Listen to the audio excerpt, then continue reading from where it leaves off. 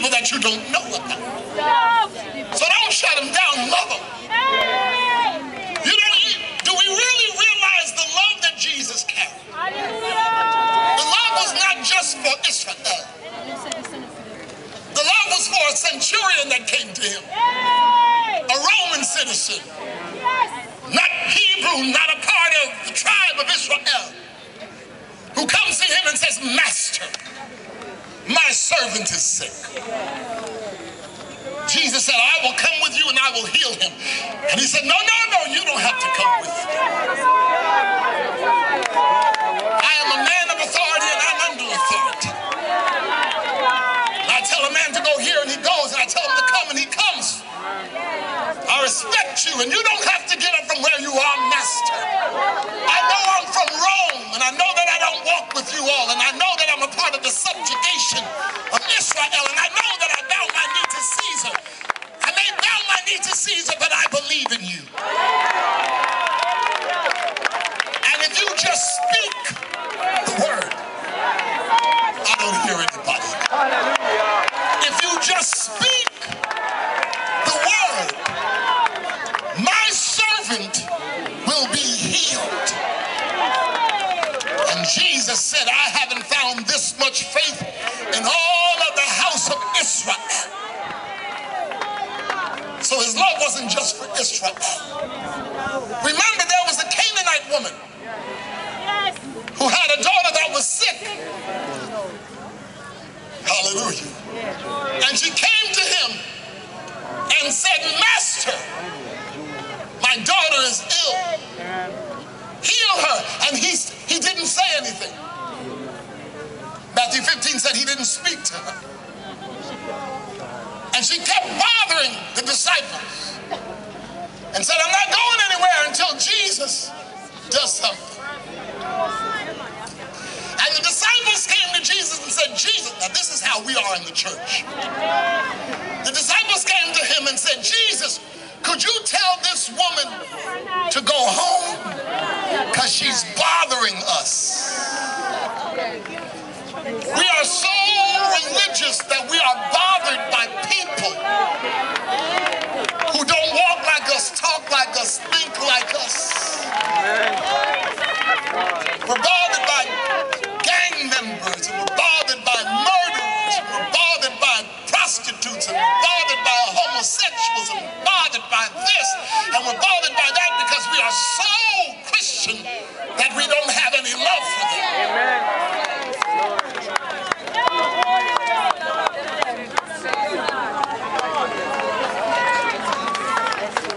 And Jesus said to the woman, woman, it is not meet, it's not fit that we give the bread of the children to dogs. He was trying the woman. And she stood there and said, true, Lord. I'm still going to call you Lord. True, Lord, but even the dogs eat the crumbs that fall from the master's table.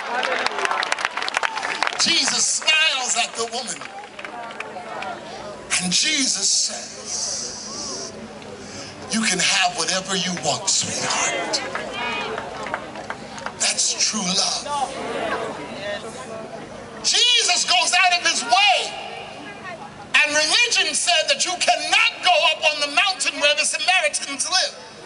Yeah. Because they are mongrels. Yeah. They are mixed breed.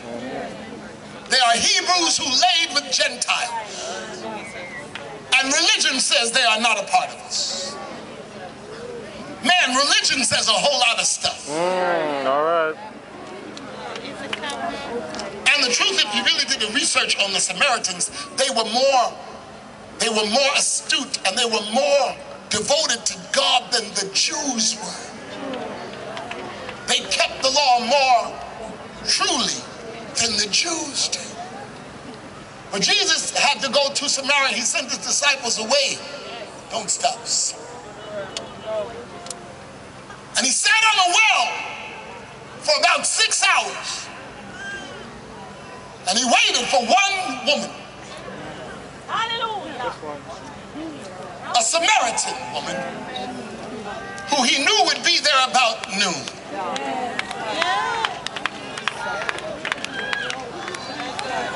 And when he saw her coming in the distance, with the rod across her back and the 2 buckets on each end, she comes to the well and he doesn't move. And he says, "Woman, give me something to drink." First mistake is he's not even supposed to be talking to a Samaritan as a Hebrew rabbi. But religion didn't get in his way of loving. And she said, "Howbeit you," I think she was black, "howbeit you, being a Jew," you know, neck shaking, "ask me, being a Samaritan, for some water. Oh, you so thirsty. How you asking me?" And Jesus said, "Woman, if you knew the gift of God, and if you knew who it was that was asking you for some water, if you really knew who I was, you'd be asking me for water. And I'd give you water so that you would never thirst again." He is holding a conversation out of love. She says, "Give me this water so I don't have to come back here to this well again." So the water that I'm going to give you is going to be a well of water springing up to everlasting life. She said, "Well, okay, give me that water then. But you ain't even got nothing to pull water with. But you give me that water." And he said, "I'll give it to you, but let's keep up with custom. Go get your husband." She put her hand on her hip and started shaking her neck and said, "I ain't got no husband." And he said, "You speak truthfully, for indeed you do not have a husband.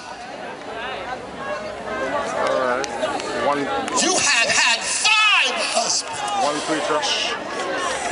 And the man you're with now, that you're shacking up with now, is not your husband, so you told the truth."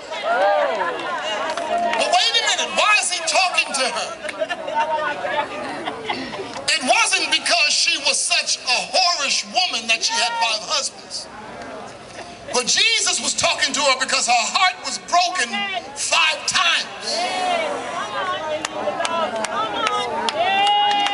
Because if you know Jewish custom, I'll pay attention. If you know Jewish custom, a woman could not divorce her husband. So she did not divorce the men. 5 men abused her, married her, divorced her and threw her away. She trusted somebody else's heart. He married her, used her, wrote a writ of divorcement, and put her away. This happened 5 times, so 5 times her heart was broken until she finally gave up on love and said, "I'll just settle for the next man." Jesus loved her so much that he spoke to her brokenness. Why can't we do the same? Why do we judge so harshly? Why are we so cruel? Why are we so quick to condemn? Don't you know that most people that are in sin for a reason? Something happened along the way. These gangsters that are killing on the street, they didn't grow up deciding that I'm going to be a murderer. Somebody dropped the ball along the way. These men and women, these boys and girls giving their body away for money, they're not doing it just because they decided as a career choice to be a whore. Doctor, lawyer, whore, I'll choose whore. It wasn't that. happened to break them. Somebody left them uncovered.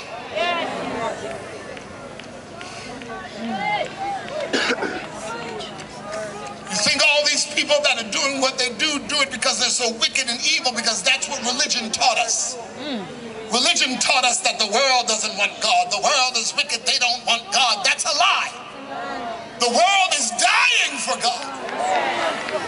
They're dying trying to get to him.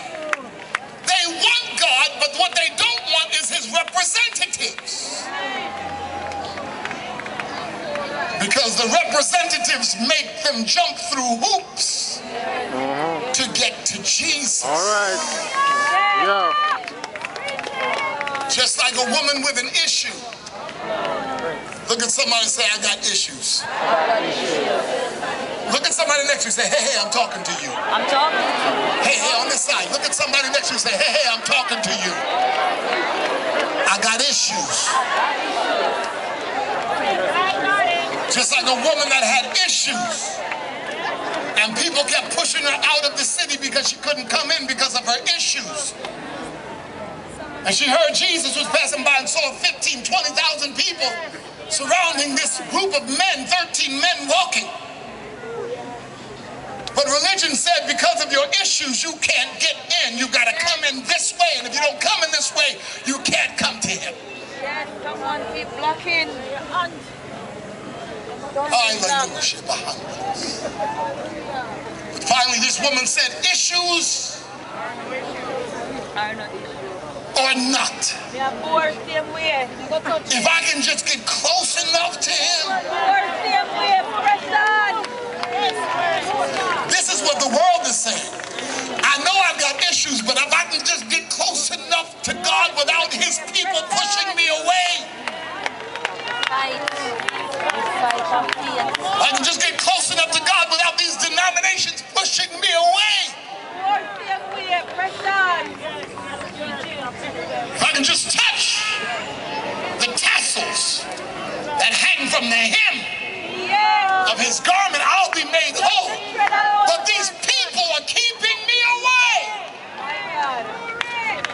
And there are 12 men walking around Jesus, pushing the crowd back. Don't get near him. Don't touch him. So she said, I'll crawl on my hands and knees. Her dress is stained with blood. The smell of the blood causes people to back up. For religion says if she touches you, you are unclean. And you must sit outside the city for 7 days until your purification. See what religion makes us do? That if she who is unclean touches you, she perverts you, and that's how we act. If an unwashed, unclean, smelly, drunken man comes into the church service today and sits down on the pew, we move, we hold our nose because we can't take the stench and we can't deal with the sight. And it's a shame that he's like this. No, he's much cleaner than the people in the pew.